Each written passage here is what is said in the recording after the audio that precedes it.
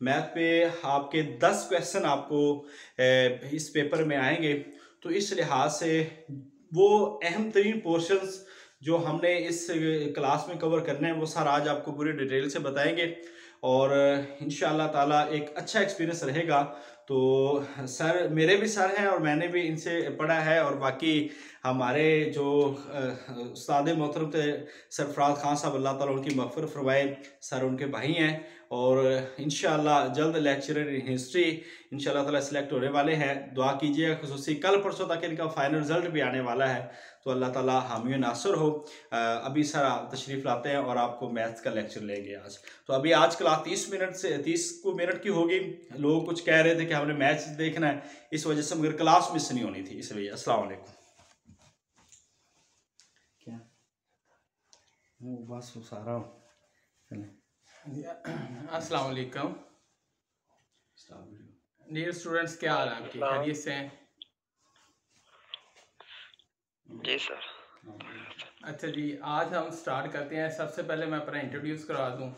मेरा नाम अहमद नवाज़ खान है और मैं स्कूल एजुकेशन डिपार्टमेंट में as a science math teacher काम कर रहा हूं और टीचिंग का मेरा मैथ पढ़ाने का तकरीबन 18 साल का तजर्बा है। हाफिज़ साहब ने कहा कि ऑनलाइन क्लासेस लेनी है, तो मैंने कहा चलें ठीक है सर, मैं हाज़िर हूँ। तो अब आपका जो पेपर होगा पैटर्न पीपीएससी की तरफ से एज अ मैथ का, वो मेरे ख्याल 10 नंबर का होगा 8 सवालों के लिए। तो इसमें अब वो क्या देते हैं, एक तो ये थोड़े दिनों तक वाज़ेह हो जाएगा, लेकिन मेरे ख्याल में जो अब तक मैंने पीपीएससी के जितने भी पेपर्स अटैम्प्ट किए हैं 2007 से लेकर टिल 2021 तक, तो उसमें कुछ चीज़ें कॉमन हैं जो हर एक पेपर में पूछी जाती हैं। तो वो मैं आपको इंशाल्लाह आज बताऊंगा, वो भी कि कौन कौन से क्वेश्चन हैं, मैं कौन से करने चाहिए। लेकिन आज हम जो बेसिक जो है ना, बेस से शुरू करेंगे।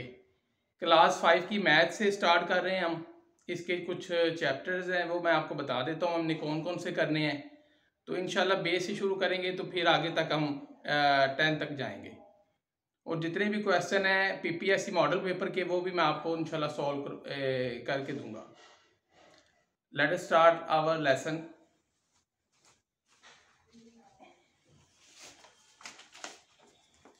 हमने जो सबसे पहले करना है वो करना है एचसीएफ और एलसीएम।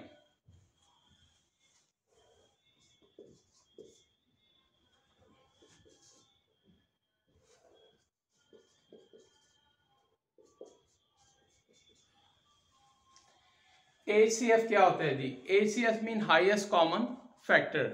आप में से ज़्यादातर जो स्टूडेंट्स हैं या जो टीचर्स हैं उनको पता होगा कि एचसीएफ कैसे निकालते हैं, इसको कैसे सॉल्व करते हैं। इसको मैं आपको बता दूं, इसका मीनिंग क्या है।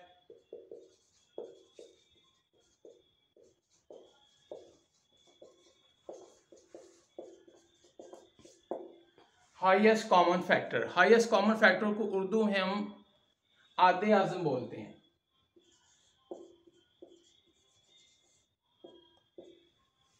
आधे आज़म। इसके बाद हम करेंगे आज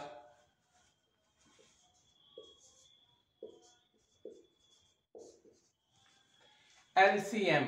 एलसीएम का क्या मतलब होता है? एलसीएम का मतलब है लीस्ट कॉमन मल्टीपल।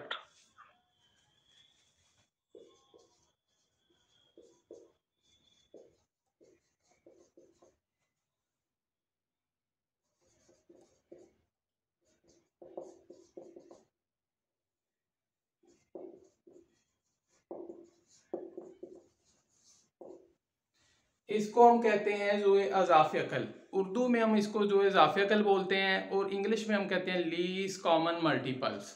इसके अबारती क्वेश्चन भी आते हैं स्टेटमेंट वाले, वो भी अक्सर पीपीएससी में पूछ लेते हैं।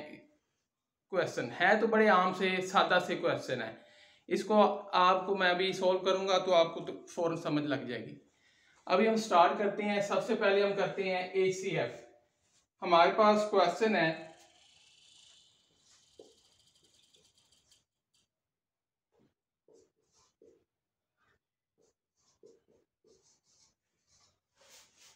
टेन 15 एंड 20, 10, 15, 20, इसका हमने HCF निकालना है। इसी क्वेश्चन को हम दो तरीकों से करेंगे, HCF मेथड से भी और LCM से भी, दोनों हम निकाल लेंगे इसका आंसर। तो अब आपने कैसे करना है, 10, 15, 20, सबसे पहले आपने इसके प्राइम फैक्टर बनाने हैं। अब प्राइम फैक्टर क्या होता है, जिसे हम मुफरद तज्जी कहते हैं, उर्दू में हम कहते हैं मुफरद अज्जाए ज़रबी या मुफरद तज्जी। वो कैसे, सबसे पहले आपने पहली रकम को लिख लेना है 10 को, 10 हमने लिख लिया जी। इसको हमने साइड पे रख के तकसीम करना है।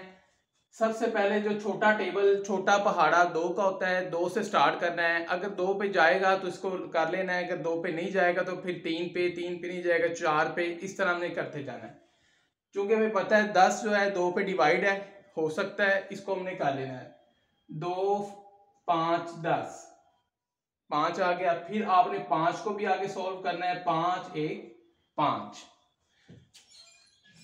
उर्दू में मैं इसलिए ज़्यादा कर रहा हूँ क्योंकि ज़्यादातर उर्दू मीडियम होंगे, इसलिए जो है ना उर्दू में ही ज़्यादा समझा रहा हूँ। ये आपने इसके जो अज्जाए ज़रबी निकाले हैं, प्राइम फैक्टर निकाले हैं, वो निकाले हैं 2 और 5। आपने इसको इस तरह लिख लेना है। नेक्स्ट आपका आ गया 15। 15 को भी आपने इस तरह करना है, साइड पे डिवाइड करना है। अब देखिए 15 2 पे जाएगा, 15 2 पे नहीं जाएगा। इसकी क्या वजह है, क्यों नहीं जाएगा, कि जुफ्त और ताक, इवन एंड ऑड नंबर्स। अब इवन और ऑड नंबर्स क्या होते हैं, जुफ्त नंबर को हम इंग्लिश में इवन कहते हैं। इवन नंबर्स वो नंबर्स होते हैं जो 2 पर पूरे पूरे तकसीम हो जाएं, उनको हम इवन नंबर्स कहते हैं। और जो 2 पर पूरे पूरे तकसीम ना हो उनको हम ऑड नंबर या उर्दू हम कहते हैं ताक अदाद, ताक नंबर्स। तो चूंकि अब ये 2 है, ये 5 एंड पे आ गया तो इसको पूरा पूरा डिवाइड नहीं कर सकता, लिहाजा इसको हम 2 की बजाय अगला टेबल जो है, अगला पहाड़ा, उस पर करेंगे 3 पे। 3, 5, 15। यहाँ पे क्या बच गया, 5। अब 5 को आप 5 के पहाड़े पे डिवाइड करेंगे, तकसीम करेंगे, 5, 1, 5। इसके नंबर्स बन गए क्या, आपके प्राइम फैक्टर आ गए 3 और 5। अब इससे आगे है जी 20, 20। इसकी भी आपने इसी तरह अज्जाए ज़रबी करनी है, प्राइम फैक्टर बनाने हैं। सबसे पहले आपने लिखा है 20। ये कौन से टेबल पे जाएगा, सबसे छोटा जो टेबल होता है वो 2 का होता है, 2 का, उस पर हम करेंगे तो ये डिवाइड हो जाएगा। 2 को 10 से मल्टीप्लाई करें, ज़रब करें, 2, 10 कितना होता है 20, 10 पे चला गया। फिर आपने 2 का पहाड़ा फिर पढ़ना है, 2, 5, 10, क्या आंसर आ गया, 5 आ गया। अब 5 को आपने फिर 5 पे करना है, 5, 1, 5। ये इस तरह इसकी अज्जाए ज़रबी होगी। अब आपने लिख लिया है 2, इसके प्राइम फैक्टर ज़रब 2 ज़रब 5। यहाँ तक क्लियर हो गया, सबको पता चल गया किस तरह डिवाइड करते हैं, तकसीम करते हैं, साइड पे रख के उसके जो प्राइम फैक्टर निकलते हैं वो आपने इस तरह लिख लेने हैं। अब आपने एक चीज़ लेनी है, मुश्तरक अदाद। उर्दू में हम कहते हैं मुश्तरक अदाद और इंग्लिश में हम कहते हैं कॉमन फैक्टर।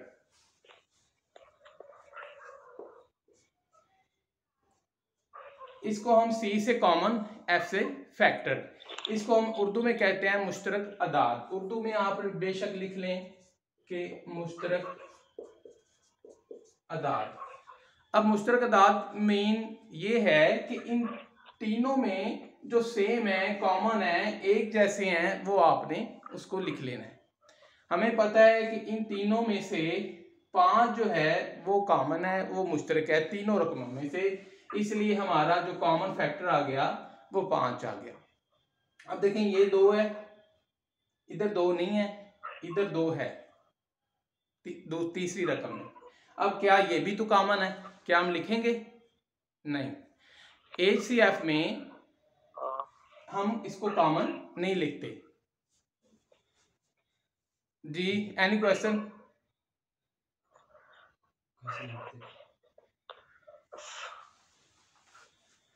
अस्सलाम वालेकुम। आपको कोई क्वेश्चन हो तो आप ज़रूर एंड पे कर लीजिएगा, चाहे अगर आप चाहते हैं कि आप साथ साथ करते जाए क्वेश्चन आंसर तो वो भी हो सकते हैं, एंड पे अगर करना चाहे तो एंड पे भी कर सकते हैं। एंड पर सर करेंगे, एंड पर। चलें ठीक है, ठीक है। अच्छा जी, यहाँ तक देखें कि HCF में आधे आज़म ने आपने हमेशा अगर 2 रकमें हैं तो दोनों में कॉमन लेना है, 3 रकमें हैं तो 3 रकमों में से ही कॉमन लेना है। हमारे पास ये 5 जो है ये कॉमन फैक्टर आ गया।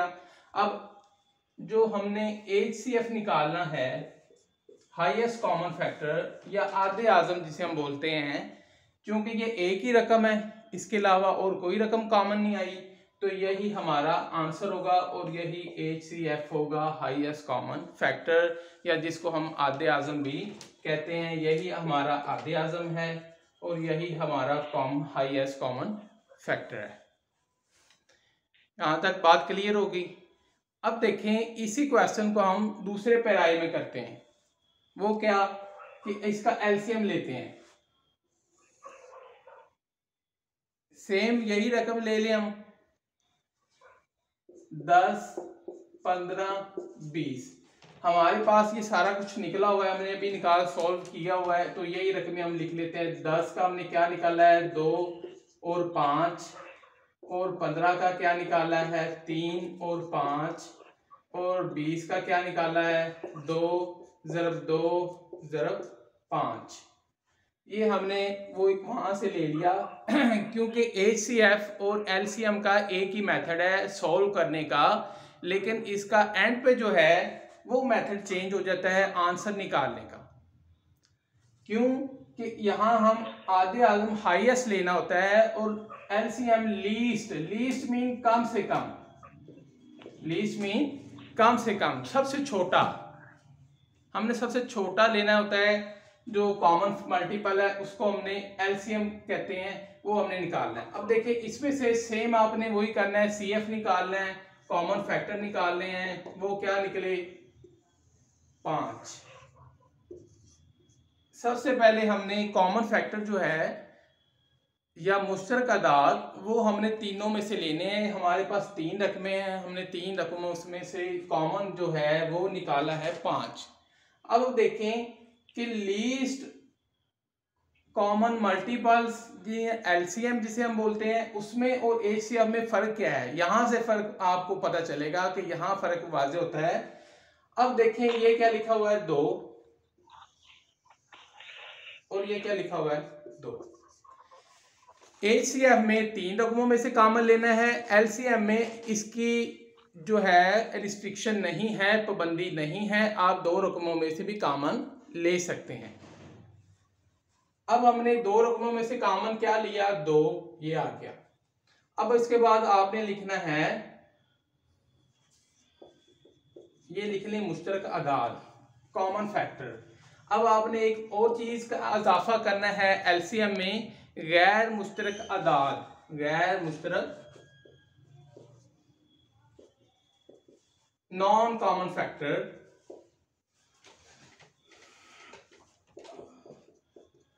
यानी कि जो कॉमन नहीं है। अब देखें, इसमें जो कॉमन मुश्तरक कौन कौन से बाकी बच गए जो नहीं थे, एक ये और एक ये जो है ये अकेली एक ही रकम में आया है 3, और ये 2, ये भी एक है रकम में, इसके ना ऊपर है ना नीचे। अब ये दोनों जो है नॉन कॉमन है, ये गैर मुश्तरक कहलाते हैं। इनको हमने अलहदा लिखना है, 3 और 2, 3 और 2। अब आपने करना क्या है कि जो ऊपर वाली रकम है कॉमन फैक्टर, उसको आपने ज़र्ब कर लेनी है, मल्टीप्लाई कर लेना है। 5 2 10, 5 2 10 हो गया, और इसी तरह नीचे वाले को भी कर लेना है, 3 2 6। दोनों को आपने ज़र्ब कर लेना है। ज़र्ब करने के बाद आपके पास यहाँ 2 रकमें आ जाएंगी। अब आपने निकालना है LCM। LCM क्या होता है कि मुश्तरक और गैर मुश्तरक को मल्टीप्लाई कर दो, ज़र्ब कर दो, तो वो आपका आंसर निकल आएगा, वो आपका LCM निकल आएगा। अब आपने लिखना है मुश्तरक अदाद ज़रब गैर मुश्तरक अदाद। देखिए, हमारे पास मुश्तरक अदाद का आंसर क्या निकला था, वो निकला था 10, 10।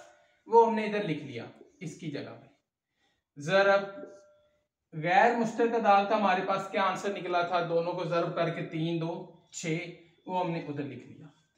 अब हम इन दोनों रकमों को ज़रब कर देंगे, मल्टीप्लाई कर देंगे, तो हमारे पास आंसर आ जाएगा 10 6 60। 10 को अगर हम 6 से ज़रब करें, 10 6 आर 60, तो हमारा आंसर आ गया 60। यही हमारा एलसीएम है और यही हमारा आंसर है। ये है तरीका एलसीएम निकालने का। इसका आंसर कितना निकला था? 5। एचसीएफ में और एलसीएम में सिर्फ एक ही डिफरेंस है कि उसमें सिर्फ कॉमन फैक्टर लेने हैं और एलसीएम में नॉन कॉमन फैक्टर भी लेने हैं, उनको भी लिखना है। ये मेन जो है ये डिफरेंस है between LCM and HCF. HCF और एलसीएम में यही डिफरेंस है कि मुश्तरक और गैर मुश्तरक का।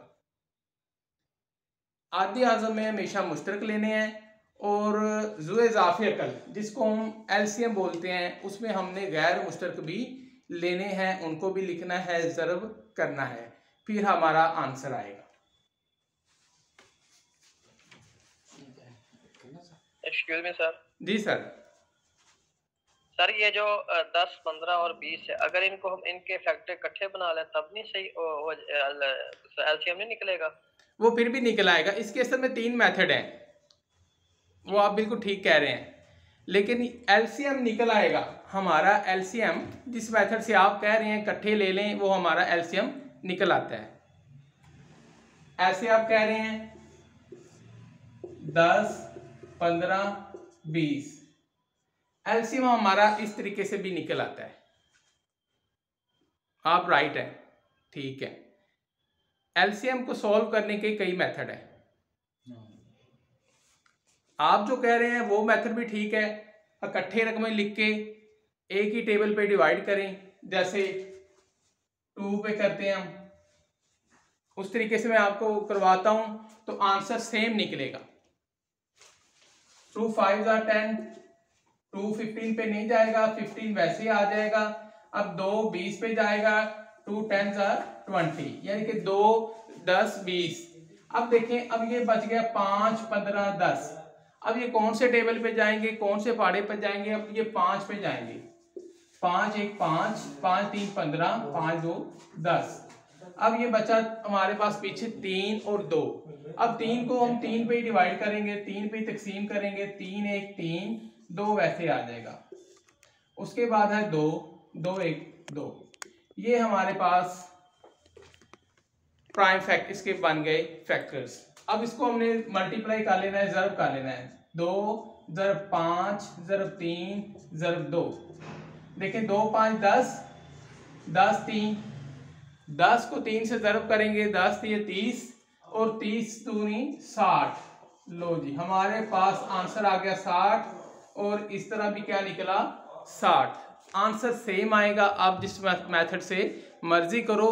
ये सिर्फ आप एलसीएम पे कर सकते हैं, 2 मेथड, चाहे इस मेथड से करें चाहे उस मेथड से, एलसीएम का आंसर बिल्कुल सेम आएगा।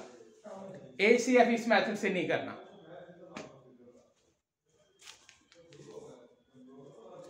एलसीएफ का सर एक ही मेथड है?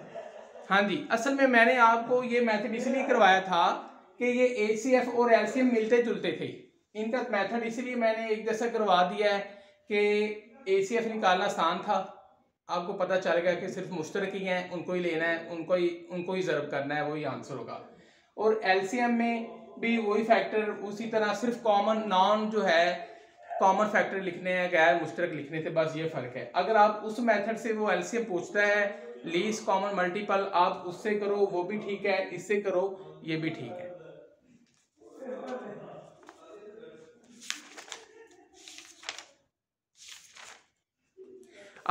अब मैं आपको इसको स्टेटमेंट क्वेश्चन करवा देता हूं जो अमूमन पीपीएससी में पूछा जा सकता है, आ भी सकता है, क्योंकि वो मेरा नहीं ख्याल कि इस तरह का छोटा सा देगा। मे भी वो आर्ट्स वाले जो ग्रुप है उनको दे दे इस तरह का भी, आप इसका एलसीएम बताओ कितना है, या वो बताए कि एचसीएफ बताओ, ये इस तरह की रकमें दे दे। लेकिन जो ज़्यादा ब्राइट चांस हैं वो है अबारती क्वेश्चन के, जिसे हम स्टेटमेंट क्वेश्चन कहते हैं, उसके। वो मैं अभी आपको बताता हूं कि स्टेटमेंट क्वेश्चन को हमने किस तरह सॉल्व करना है। ये नोट तो नहीं करना था आपने?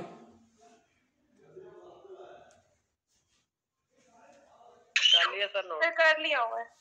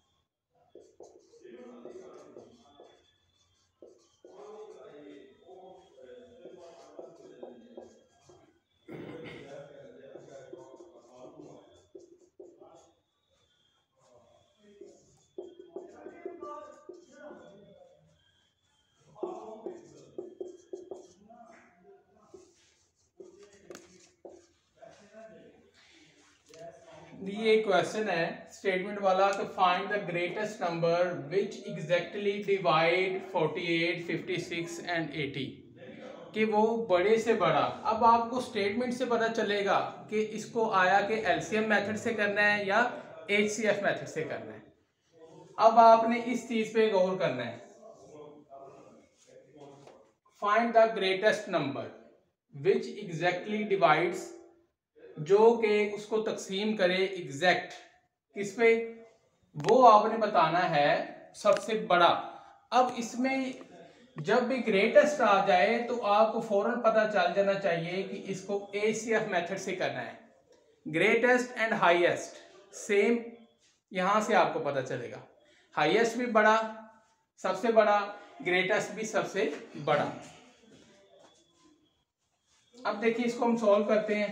48, 50 एंड 80 ये हमारे पास नंबर है। इसी को आपने उसी तरीके से उसी मेथड से सॉल्व कर लेना है।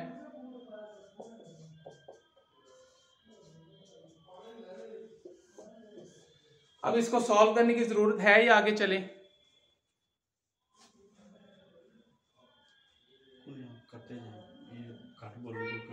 सर आगे चलें, अगला करवा लें, आसान है, खुद ही कर लेंगे। ठीक हो गया जी, अब आगे चलते हैं। सर इसकी स्टेटमेंट पढ़िएगा, समझ नहीं आई हो जी। Find the greatest number which exactly divides 48, 56 and 80, कि आपने वो सबसे बड़ा नंबर बताना है जो इन तीनों को तकसीम करता हो। आपने सबसे बड़ा, जब भी सबसे बड़ा बोले, ग्रेटेस्ट बोले, तो आपने एचसीएफ करना है, हाईएस्ट कॉमन फैक्टर, उसका आधे आत्म निकालना है। क्लियर?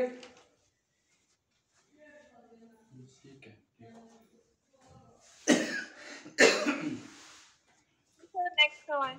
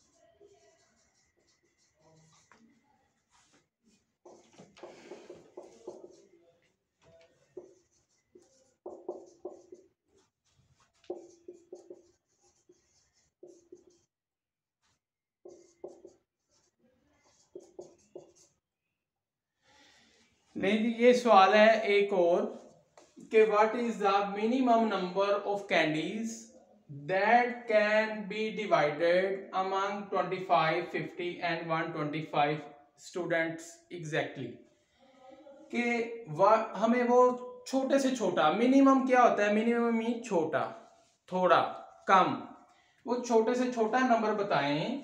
यहां से आपको पता चलेगा, जैसे ग्रेटेस्ट से पता चला है कि बड़ा, हाईएस्ट, इसी तरह मिनिमम से पता चलेगा कि लीस्ट कॉमन मल्टीपल पूछ रहा है।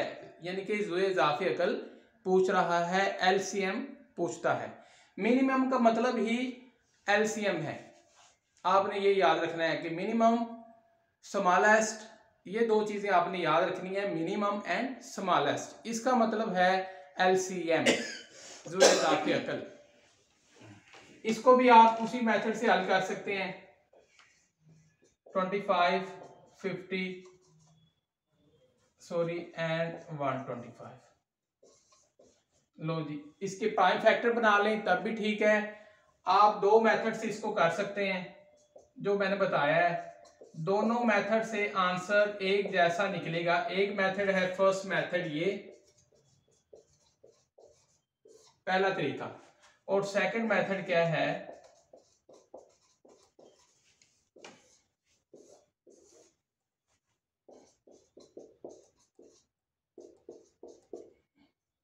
लें जी, इन दो तरीकों से जो आपको आसान लगता है उस तरीके से आपने इसको सॉल्व करना है। क्लियर?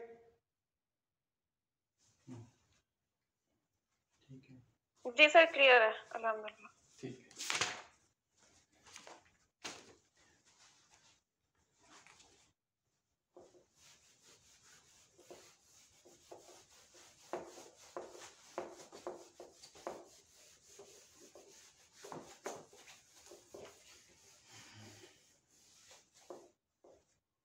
सारे साहब ये हल होंदे ने ते याद आ जांदा शबीर साहब वाला काम।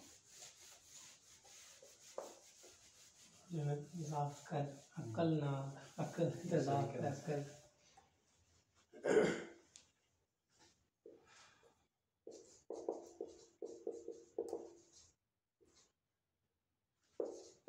ले जी, नेक्स्ट हमारा जो है टॉपिक वो है फ्रैक्शंस।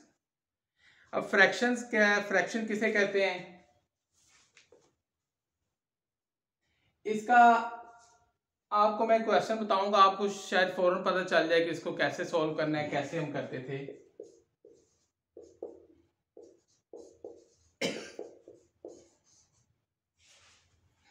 ये हमारे पास है फ्रैक्शन। क्या होता है, फ्रैक्शन बटे वाली रकम को फ्रैक्शन बोलते हैं। आसान से लफ्ज में बटे वाली जो रकम होती है उसको फ्रैक्शन कहते हैं। 1/2 जमा 3/2। वो हमसे पूछता है कि इसका आंसर क्या होगा जी, इसका हमें आंसर बताएं। देखें ये क्या लिखा हुआ है 2, और ये क्या लिखा हुआ है 2। इन दोनों के जो बटे हैं वो बिल्कुल सेम है। इसको डिनोमिनेटर कहते हैं हम इंग्लिश में, और ऊपर वाले को नंबरेटर कहते हैं। आप खैर इस चक्कर में ना पड़े, आपने सीधा सीधा ये समझना है कि ये नीचे इनके जो हैं बटे ये सेम है आया के या सेम नहीं है। 10 मिनट रह गए मीटिंग पे। हमने देखा है जी ये सेम है, तो आपने करना क्या है, दोनों को ये भी 2 ये भी 2 1 2 लिख लिया। ऊपर क्या लिखा हुआ है 1, ये क्या लिखा हुआ है 3, इनको जमा कर देना है। 3 और 1 4/2। ले जी 4/2 आंसर आ गया। लेकिन बाज़ का वो आंसर ये नहीं होता। क्यों नहीं होता, वो मजीद उसने इसको हल किया होता है, सॉल्व किया होता है। कैसे, 2 1 2 2 2 4। लो जी इसका आंसर आ गया हमारे पास 2। इस तरीके से इसको हमने सॉल्व करना है। अब इसका एक और सवाल समझाता हूं जिनके बटे सेम नहीं होते।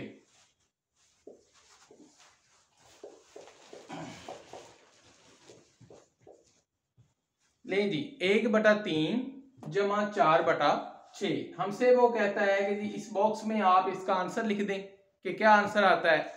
अब आपने करना क्या है, 1/3 जमा 4/6, ये 3 है और ये 6 है, ये सेम नहीं है। ऊपर सेम था, आंसर निकालना आसान हो गया। 3 और 1 4, 4/2।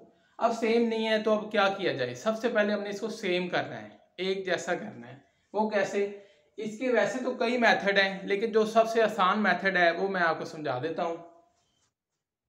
छोटी रकम ढूंढ लें कि इन दोनों में से छोटी रकम कौन सी है। बटे वाली छोटी रकम है जी 3। अब हमने 3 को किससे ज़रब करें, किससे मल्टीप्लाई करें कि वो 6 बन जाए, बड़ी रकम बन जाए। हमें पता है कि हम 3 को 2 से ज़रब करेंगे तो वो 6 होता है। 3 2 6, 3 दूनी 6, पंजाबी जिसे हम कहते हैं।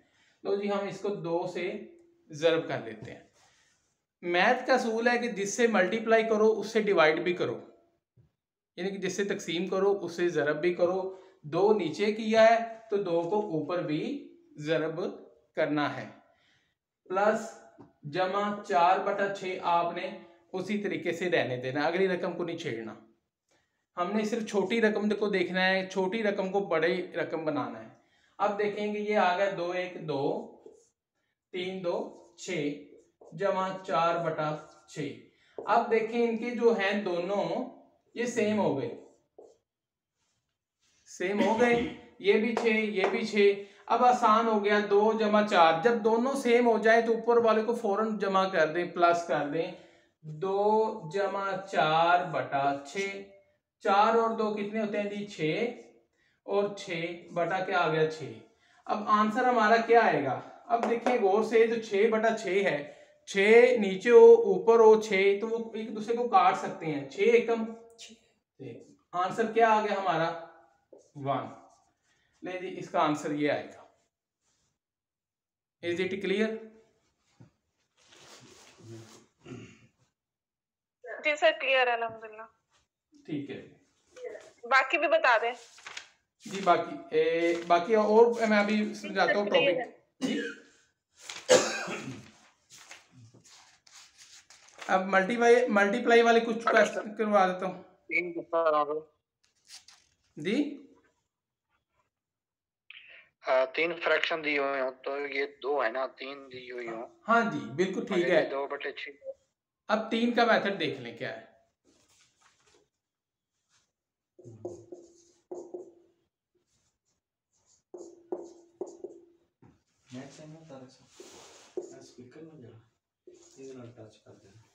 नहीं जी, ये मैंने अपनी तरफ से एक क्वेश्चन बनाया है कि 1/2 जमा 2/4 जमा 3/8।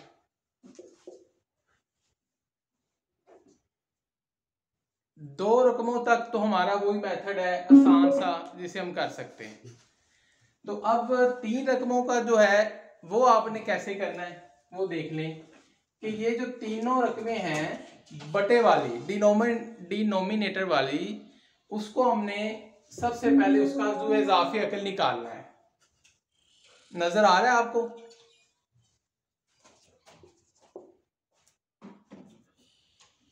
जी सर आ रहा है जी, एक बार नीचे करवा देता हूं।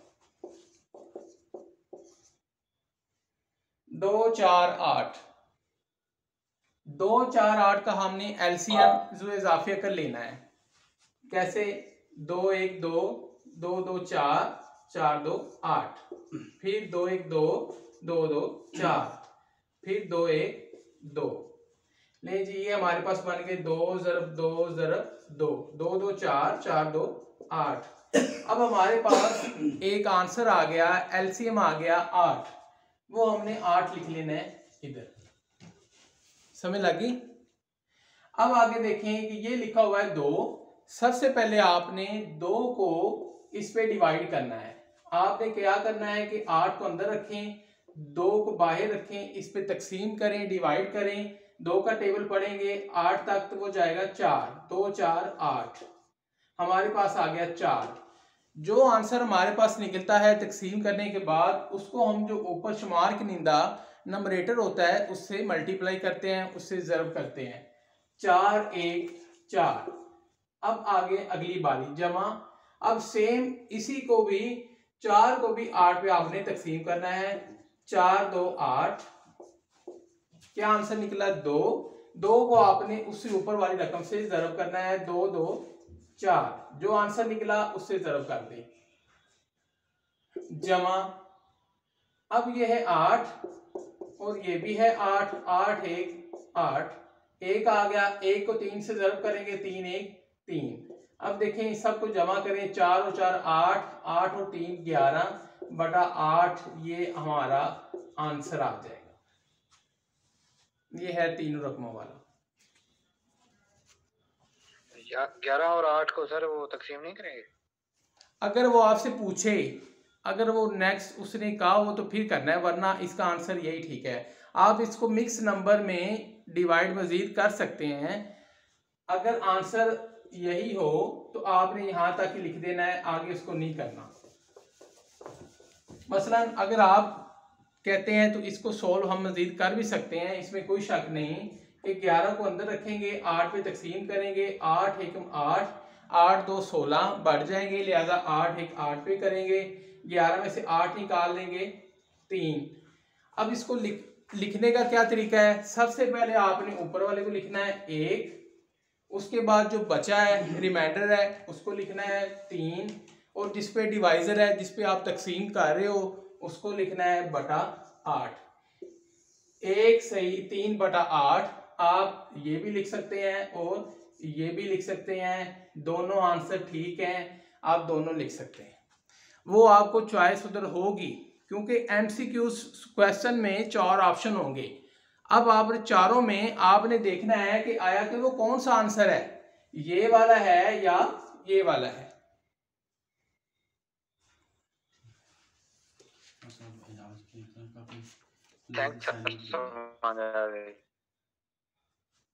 जी ओके सर, समझ आ गई। ठीक है, क्लियर जी। दोबारा करा दो अगर नहीं समझ आई तो। क्लियर है सर। ठीक है जी।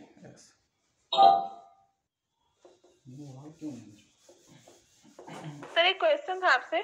जी जी।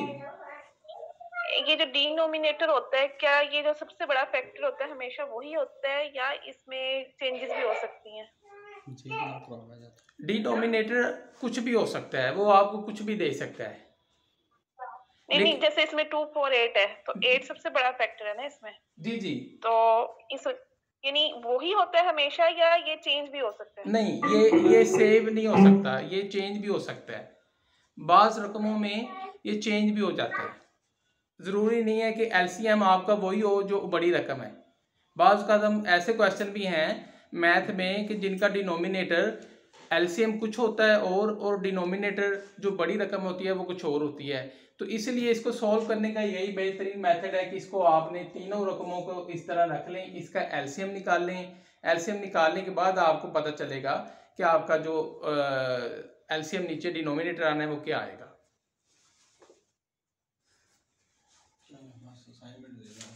अच्छा जी, हमारा टाइम आज का ख़त्म हो गया है। सर हाफिज़ साहब कह रहे हैं कि इंशाल्लाह नेक्स्ट जो क्लास है उसमें करेंगे हम। अब आपको मैं जो असाइनमेंट दे देता हूँ, जो आपने काम करना है घर से थोड़ा सा इसको प्रिपेयर करें ताकि इंशाल्लाह आपकी प्रैक्टिस हो और आप जो है नेक्स्ट एग्ज़ाम में बैठें तो आपको पानी की तरह ये क्वेश्चन आते हों। तो इसके लिए जो बेहतरीन बुक है मेरी नज़र में वो आप क्लास 4 और क्लास 5 इसमें से आपने HCF, LCM और फ्रैक्शंस के जितने भी क्वेश्चन है ना वो उसको तैयार कर लें। नेक्स्ट जो हमारा होगा इंशाल्लाह वो प्रोपोर्शन पे होगा और यूनिटरी मेथड पे होगा। ठीक है।